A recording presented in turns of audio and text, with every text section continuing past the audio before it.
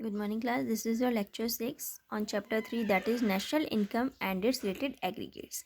In the previous lecture, that is on lecture 5, we have studied about nominal GDP and real GDP, and you have done numericals on that lecture. Okay?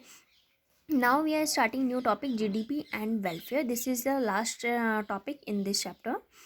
And so real GDP is considered as an index of welfare of the people. अगर हम welfare of the people की बात करते हैं तो real GDP को हम लेके चलते हैं for the welfare of the people.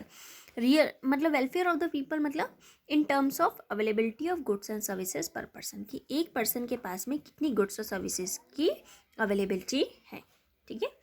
Increase in real GDP means increase in level of output. अगर हमारी जीडीपी इंक्रीज होती है तो यानी कि वहाँ लेवल ऑफ आउटपुट भी इंक्रीज हो रहा है. Other things remaining constant, this means greater availability of goods per person implying higher level of welfare. अगर हम हर एक बंदे के पास, हर एक पर्सन के पास में ग्रेटर अवेलेबिलिटी है गुड्स की, सर्विसेज की, तो दैट इज़ वो इम्प्लाई क्या कर रहा है कि हायर लेवल ऑफ वेलफेयर वहाँ पे है. ठीक है. It is because of this reason. इसी वजह से जो प्लानर्स होते हैं, पॉलिटिशियंस होते हैं कंट्री में, वो हमेशा इम्फेसिस लेके चलते हैं, फोकस करते हैं किस पे, ग्रोथ रेट ऑफ जीडीपी, कि जितना ज़्यादा ग्रोथ रेट होगा जीडीपी का उतनी ही ज़्यादा flow of goods and services वहाँ पे होता है. ठीक है. नाउ हमने इसका सिर्फ क्या देखी, एडवांटेजेस, कि कैसे फ़ायदे हो रहे हैं, लेकिन इसके कुछ डिसएडवांटेजेस होते हैं, दैट इज़ इसकी कुछ लिमिटेशंस होती हैं. तो लिमिटेशंस क्या होती है? फर्स्ट है distribution of income. If distribution of income turns unequal, अगर डिस्ट्रीब्यूशन ऑफ इनकम, जो हमारी इनकम है वो अनइक्वल हो जाती हैं. ठीक है. So GDP growth falls to reflect जो जीडीपी ग्रोथ होता है वो क्या करता है, फॉल करता है to reflect a rise in social welfare. ठीक है. उससे क्या होता है, हमारा वो क्या कर दिखाता है कि सोशल वेलफेयर में फेल हो रहा है, कि वो हमारे सोशल वेलफेयर शो ही नहीं हो पा रहा है. इंडिया फेस कर रहा है सिचुएशन को प्रेजेंट में. अगर हम आज की बात करते हैं, प्रेजेंट में इंडिया इस सिचुएशन को फेस कर रहा है. ठीक है. While per capital GDP is rising, per capital GDP तो राइज हो रहा है, लेकिन starvation deaths are hitting the headlines.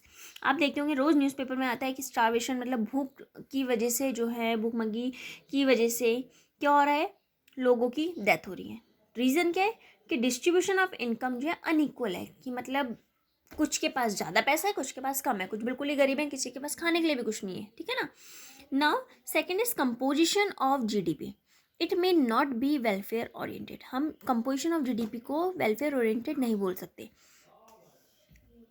Example, increase in the production of defence goods. Suppose अगर मैं डिफेंस गुड्स की बात कर रही हूँ, डिफेंस गुड्स में इंक्रीज हो रहा है, तो इसका मतलब डायरेक्ट इंक्रीज नहीं हो रहा है वेलफेयर ऑफ द पीपल में. ऑफ कोर्स स्ट्रॉन्ग डिफेंस, अगर हमारा स्ट्रॉन्ग डिफेंस है, हमारी स्ट्रॉन्ग डिफेंस है तो उससे हमें पीसफुल इन्वायरमेंट मिलता है.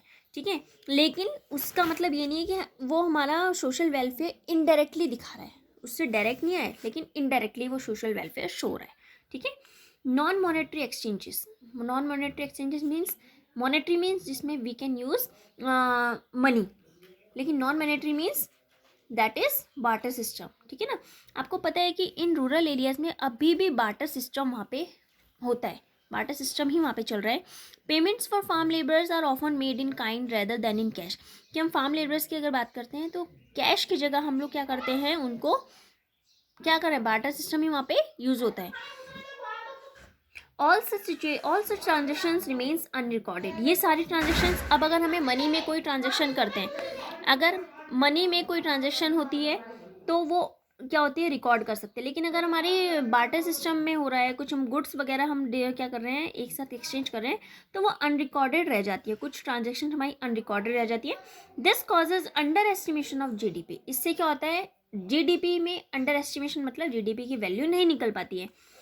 To the extent GDP remains underestimated, it remains an appropriate index. उससे वेलफेयर जो रहता है वो इनअप्रोप्रिएट रहता है.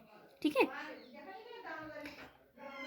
तो इसमें मेन हमारे, मैंने सिर्फ आपको 3 बताए हैं. एक और अगर हम एग्जांपल देखते हैं तो एक्सटर्नलिटीज़ है. एक्सटर्नलिटीज़ मतलब सपोज एक मिस्टर एक्स है और मिस्टर वाई है. एक सिर्फ एग्जांपल बता रही हूँ मैं आपको. इसमें क्या होता है, एक्सटर्नलिटीज मतलब जिसका गुड और बैड इम्पैक्ट पड़ता है, कि हम लोग कुछ पेनल्टी नहीं दे रहे हैं लेकिन फिर भी हम लोग क्या कर रहे हैं, उसका फ़ायदा उठा रहे हैं.